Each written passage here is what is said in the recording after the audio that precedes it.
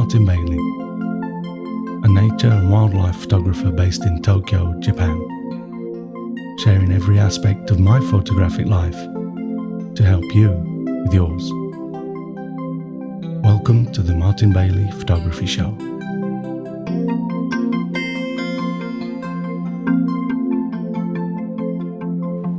Hi, Martin Bailey here.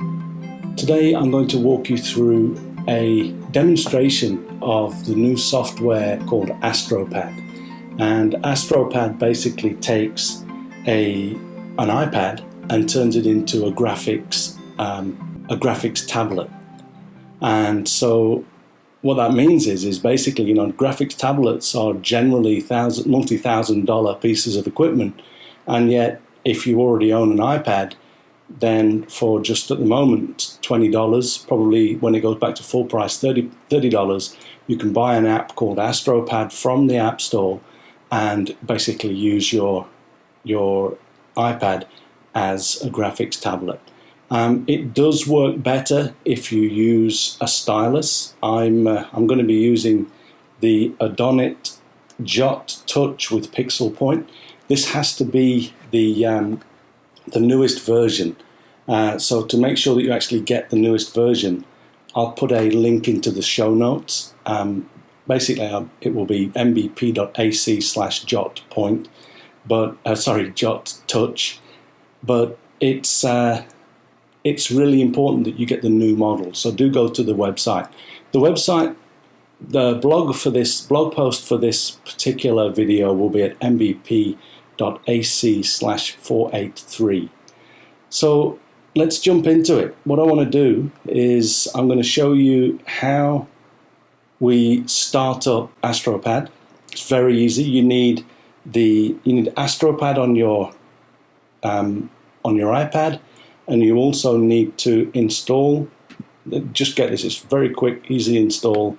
But you just need to install the Astropad app on your notebook as well. It's only for Mac, only works with Macs, but basically what you can see is when we do that, we automatically get access here to basically a screen. I'm recording both of these screens as well, so I will show you these. But basically we get access to a screen, to our laptop screen on the notebook, on the iPad.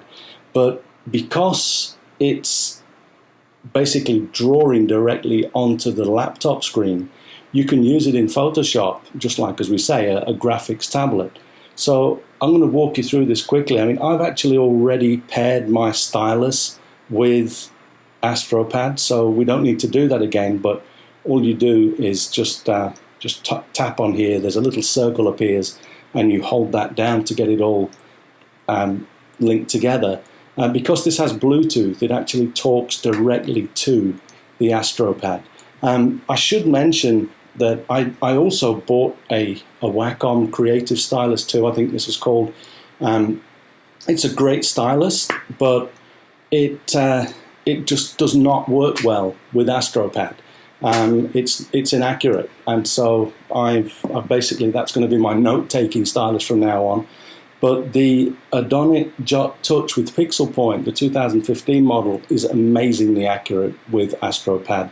So this is the stylus that we would certainly recommend you get if you're going to do this. But this is like $100 and 30 bucks full price, 20 bucks at the moment for Astropad. So for $120, you could pretty much set yourself up with the equivalent of a Wacom Cintiq, which is more than $1,000, and depending on the size that you get, can be a lot more.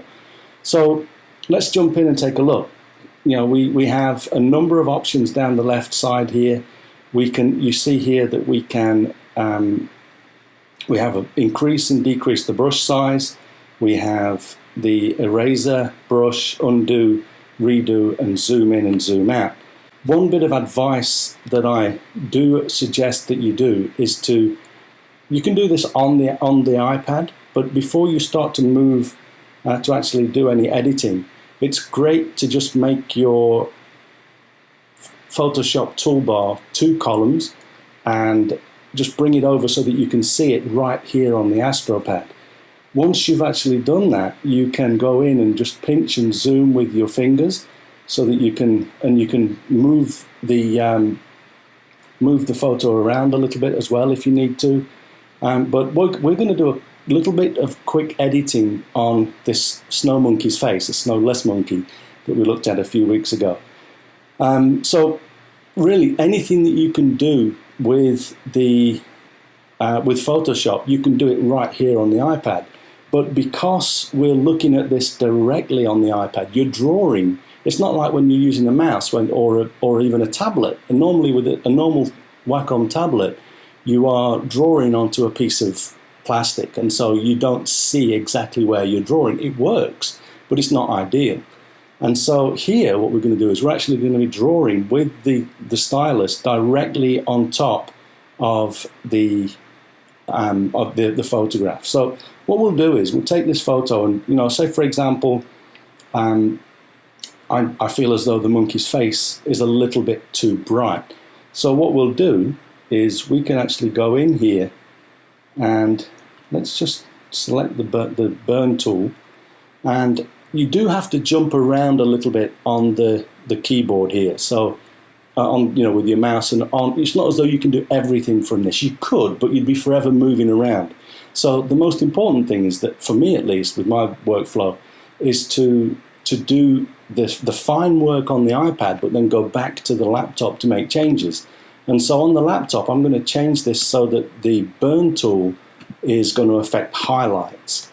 And then you literally just start to draw in. And you can see I've got it turned on so that we get a little bit of a purple line where we draw. But you can see that we can easily draw in here. And if I hit we've got it set up so that the burn tool, you see how the face got brighter again. So you can set it up. I'll show you this in a moment, but set it up so that you can redo and undo with the buttons on the stylus. And so very easily, we can just sort of go in and just do a little bit of changing around here. If I want to, I can select, let's go in and select the dodge tool. And for example, we can just sort of brighten up these areas here. And again, once you've done that, if you just click the undo and redo, you can see where that effect was applied. You can, of course, change the brush size. So if you want to do some really fine work, it's very easy to do that. And I'm making very broad brush strokes here, but you can see what I mean. And once you've done, say that's all you want to do on the monkey's face, the baby monkeys here, you can move across, and the big brother monkey here, the 1-year-old, has got quite a dark face. So let's increase the brush size, and let's just lighten up these areas a little bit as well. And we can actually, if we want to, let's increase the brush size a little bit more. Let's just go up and brighten here. Note that I've got we've got the dodge tool set to work on the shadows, and it's changing the exposure by 50%. But you can see, again, what we'll do is we'll just quickly do so here I just hit the undo and the redo, and we can see those areas that we've just painted on. But it really is very easy to just paint in, and you can get pretty. Let's zoom in a little bit. This is great that we can just zoom right in here on the monkey's face. And so let's zoom in, for example, and then select the spot healing brush, and just make sure that the brush is quite small. But with a relatively small brush, we could clean up some of these little bits of gunk around the monkey's eye.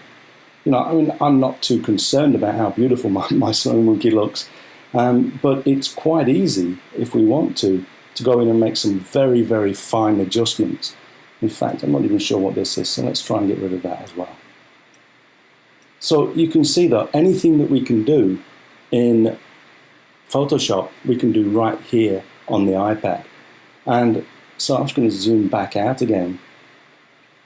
You can, of course, if you wanted to, say for example, just select a brush and just draw right there. You know, say if you're a graphic artist, which I'm not, you could go in and actually start to draw and create paintings right here in Photoshop as well. I'm not going to get into all of that. Honestly, everything that you can do in Photoshop, you can do right here with AstroPad. But I'm sure you see the power of this. It's, you know, we could carry this around. I travel with my iPad pretty much everywhere anyway. So just take the Adonit Jot Touch with Pixel Point stylus with you and you're away. And this comes in a great little box. And it's actually one of the coolest things about this is it's also got a USB, this little USB charger here that it's not only a charger, but you drop it in there, and then when you're not using it, it's a pen stand and it's magnetic, and you can see that once it's in there, it will start to charge the stylus for you. It does, once you put it in there, it disconnects the stylus, so we have to go back and reconnect it, but that's how you do that. Now, let me just show you a few things. There's to go in here, if we look at the settings, there is various settings. You can turn on, you can change the brightness, but we can also show the magenta line, which I find really important. It's good to see where you're actually drawing. And like I say, with the Wacom, that jitters all over the place. I don't know what Wacom are doing, why they don't, in Wacom's own software, works perfectly. It's a very, very high quality stylus. In AstroPad, it's, I don't know, maybe they're just getting in the way a little bit because they're scared of Cintiq sales dropping, but I don't know. Anyway, either way, what we'll do is, we'll take a quick look through here. Finger mode, you can do faster drawing or easier scrolling. I'm using a stylus. I'll probably never use the finger mode, so we're not going to look at that. But there's other stuff here, that you've got some details on the team at AstroPad. It's also got a pretty good little help screen that you can go through and check out some of the features. There's a link to the community pages. And the other thing here, so open the Mac preferences. This comes up on the Mac screen, but you can do it from right in here as well. Basically, down the left side here, you can set up what all of these shortcuts do. Now, there's one major thing that's missing in this software, and I'm told by the developers that it's coming. But right now, there's no profiles. So if you're in Photoshop, set it all up so that it works perfectly with Photoshop. But if I then go to Lightroom and try to use these same shortcuts, it doesn't quite work the same. Well, hang on, let me just explain this a little bit. So here we go. Let's move over to the stylus. If you look at the stylus here, for example, these shortcuts for undo and redo work with, the ones that we've got set here, work with Photoshop, but not with Lightroom. And so over here, things like the brush and the eraser and all of these are all Photoshop shortcuts. You'll see here that the brush plus, it should be the square brackets. It's actually different on here because I'm using a Japanese keyboard, so just ignore that for now. It normally comes up set up correctly for an English keyboard. But these are Photoshop only, and what the guys need to do, the team at AstroPad need to do, is to basically give us profiles. So ideally, automatically selected profiles. So if I'm in Photoshop, it will give me one set of shortcuts, and when it detects that we've switched to another application like Lightroom or Illustrator, then it will give a second set of, different sets of shortcuts that are all configurable by application. And at the very least, what we need is the ability to create multiple ones and select them. So if I move from Photoshop to Lightroom, I want to be able to either automatically or manually say, okay, now I'm in Lightroom, give me another set of shortcuts. That's the only thing that I'm finding at the moment that is really missing from AstroPad. It is working incredibly well. I can't recommend it enough. I'm just going to use this for a moment. I'm going to come back out of here because I don't want to deface my lovely little snow monkey too much. So I'm just hitting the top button on the stylus here to go out. There's one other thing, the guys are thinking all the time of what they can do new. And there's one other thing that they've just added, which I think is great, is these little shortcut keys. So you can tap on here, and now say, for example, just hold down with a finger your command button, your option button, the control or shift. And these are all really useful as well. I'm sure that the guys are going to just continue to take this application from strength to strength. I love it. I think for $120 with a stylus, and again, the Adonit is the way to go. This really is very, very accurate when you're working in Astropad. But $120 with a stylus and the software, you can't go wrong. It really is a great piece of software. So thank you very much for watching. I'm Martin Bailey, and I will be. I know that we're doing a lot of videos at the moment. Just to let you know that we're not changing the podcast to video format, but it just so happens that there's a lot of these at the moment. I'm probably next week going to be doing a normal episode, reviewing some new media from my friends over at Breathing Colour, and then I'm going to be travelling. So I'll probably put a video from a friend of mine in the UK, Paul Griffiths. I've just had a good chat with him. Keep your eye out for that. But if you don't really like the video format so much, don't worry. We're not going to be shifting full time. But we never did want to be tied down to any specific type of format anyway. So thanks very much for watching. I hope you enjoyed that, and I will see you again next week. Bye-bye.